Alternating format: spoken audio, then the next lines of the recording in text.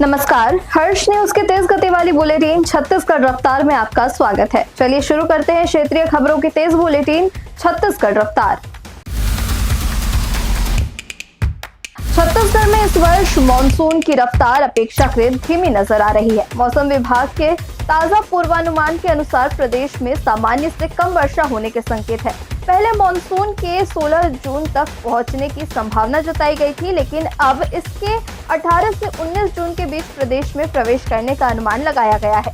मौसम विभाग के अनुसार दक्षिण पश्चिम मानसून की केरल में एंट्री भी निर्धारित समय से पीछे खिसक गई है। अब इसके 3 से 4 जून तक केरल पहुंचने की संभावना है। मौसम वैज्ञानिकों का मानना है कि प्रशांत महासागर में विकसित हो रही एल नीनो की स्थिति मानसूनी गतिविधियों को प्रभावित कर सकती है।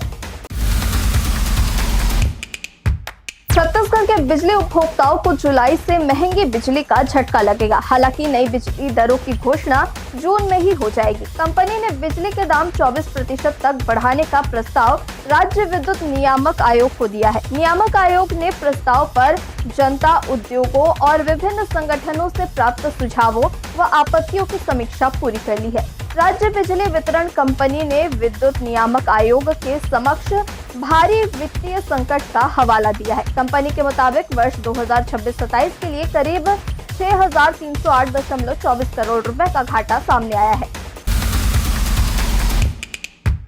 बिलासपुर जिले में समानांतर सामाजिक अदालत चलाकर मानव अधिकारों के हनन करने वालों के खिलाफ प्रेम विवाह करने वाले जोड़ों ने न्याय की गुहार लगाई है। झेरिया नामक प्रजापति कुम्भकार समाज रतनपुर राज के पदाधिकारियों द्वारा अंतरजातीय प्रेम विवाह करने वाले 7 स्थानीय युवकों का न केवल हुक्का पानी बंद कर दिया गया, बल्कि प्रताड़ना की सारी हदें पार करते हुए 4 पीड़ितों के जीवित रहते ही उनका मृत्यु भोज संपन्न करा दिया। कलेक्टर कार्यालय पहुंचे पीड़ितों ने न्याय की गुहार लगाते हुए बताया कि रतनपुर राज के 13 नामजद पदाधिकारियों ने बिलासपुर, कोरबा और कवर्धा क्षेत्र के 7 पीड़ित जोड़ों को वर्षों से सामाजिक रूप से बहिष्कृत कर रखा है। समाज के ठेकेदारों ने पीड़ितों के परिवारों पर भारी मानसिक दबाव बनाया और उनसे अवैध रूप से मोटी रकम सामाजिक दंड के रूप में वसूल की है। खाद्य एवं औषधि प्रशासन विभाग ने ऑक्सीटोसिन इंजेक्शन समेत 5 दवाओं के बैचों को अमानक घोषित करते हुए उनके उपयोग, भंडारण और बिक्री पर रोक लगा दी है। विभाग ने प्रदेश के सभी जिला औषधि नियंत्रण अधिकारियों को सतर्कता बढ़ाने, बाजार में निगरानी रखने और उपलब्ध स्टॉक पर त्वरित कार्रवाई करने के निर्देश जारी किए हैं। विभाग ने सभी औषधि विक्रेताओं, थोक विक्रेताओं और चिकित्सालयों से अपील की है कि वे अपने यहां उपलब्ध दवाओं की तत्काल जांच करें और अमानक घोषित दवाओं का उपयोग या विक्रय न करें।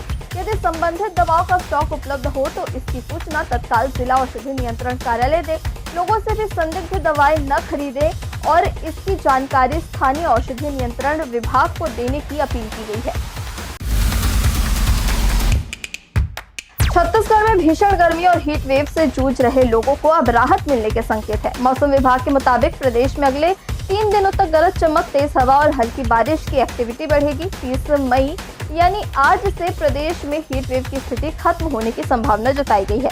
पिछले 24 घंटे में मध्य छत्तीसगढ़ के तापमान में कोई बड़ा बदलाव नहीं हुआ, जबकि नॉर्थ साउथ छत्तीसगढ़ में अधिकतम तापमान 3 से 5 डिग्री तक गिरा है। इसके बावजूद राजनांदगांव सबसे गर्म रहा, जहां अधिकतम तापमान 46 डिग्री सेल्सियस दर्ज किया गया। वहीं अंबिकापुर सबसे ठंडा रहा, जहां न्यूनतम तापमान 21.8 डिग्री सेल्सियस रिकॉर्ड किया गया। छत्तीसगढ़ के मुख्यमंत्री कन्या विवाह योजना इस बार राजनीतिक बहस के केंद्र में आ गई है। वजह है बेमेतरा में भाजपा विधायक दीपेश साहू की शादी, जो 31 मई को होने वाले सामूहिक विवाह कार्यक्रम में होने जा रही है। इसी मुद्दे को लेकर कांग्रेस ने सरकार पर सवाल खड़े किए हैं। पीसीसी चीफ दीपक बैज ने कहा है कि गरीबों के हक पर डाका डाला जा रहा है। क्या विधायक इस योजना के लिए पात्र हैं? इसके जवाब में विधायक दीपेश साहू ने कहा है कि इस योजना में देखा जाता है कि लड़की बीपीएल यानी बिलो पॉवर्टी लाइन परिवार से है या फिर नहीं।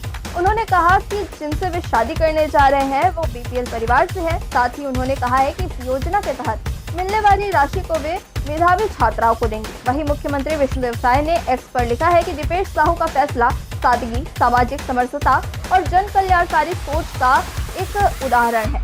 विवाह को आडंबर नहीं बल्कि संस्कार और सामाजिक सहभागिता से जोड़ने का संदेश है।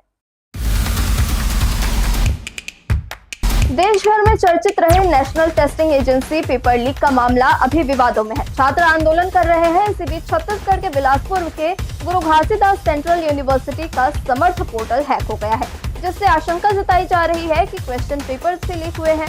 यूनिवर्सिटी में यूजी, पीजी समेत कई विभागों की सेमेस्टर परीक्षाएं चल रही है। इस बीच दावा किया गया है कि एग्जाम से पहले छात्रों को वो क्वेश्चन पेपर मिले जो एग्जाम में आए प्रश्न पत्र से मिल रहे हैं। साथ ही पोर्टल हैक होने से स्टूडेंट्स के निजी डेटा लीक होने की बात भी सामने आई है।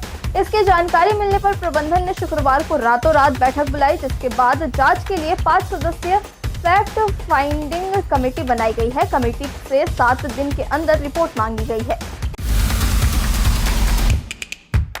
बिलासपुर के व्यापार विहार स्थित खाद्य तेल थोक दुकान में सुबह सुबह भीषण आग लगी।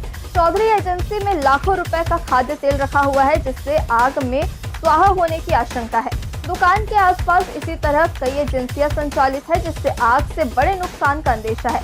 आगजनी की सूचना पर तारबहार थाना पुलिस और दमकल की टीम मौके पर पहुंचकर आग बुझाने में जुट गई है। फिलहाल आग लगने का कारण अज्ञात है।